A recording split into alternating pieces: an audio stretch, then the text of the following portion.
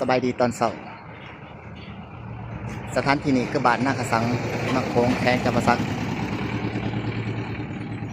ปลาอยู่แถวนี้หลายพี่น้องมีแต่ปลาสดๆใหม่ๆพาพี่น้องเข้าไปเบิ่งเขากำลังสิอัดเขาใส่โฟมสิปลาอย่างนี้นี่ก็เป็น3ล้อบริการทั้งพี่น้องเข้ามาแต่ขอแต่ดอจะออกไปตลาดก็เป็น3ล้อบริการได้คนละ5,000 กีบ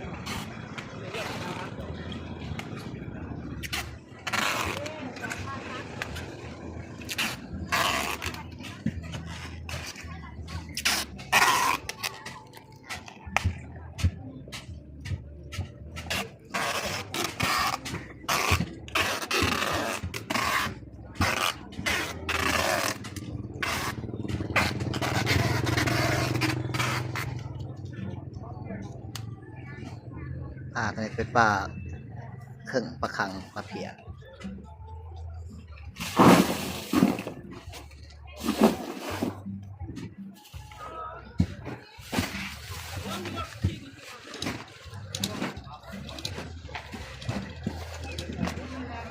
เขาแต่งปลาเอาไปไกลๆไปส่งพ่อขาเสาขายทางปากเสทางอันนี้แม่เขาใส่โฟมอัดเป็นโฟมเลยสิเพราะว่าเขาสิบ่ได้ใส่ตู้น้ำแข็ง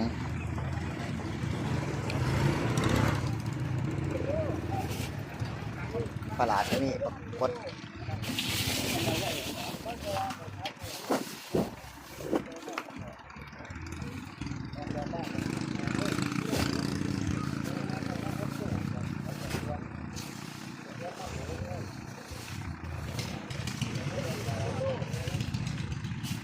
ปลาในสถานที่นี่ร้ายที่คุมพี่น้อง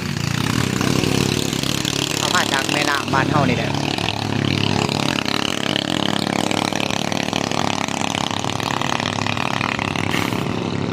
นี่เป็นน้ำคลอง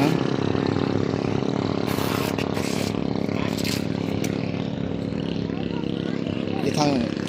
ภาคใต้ของประเทศลาว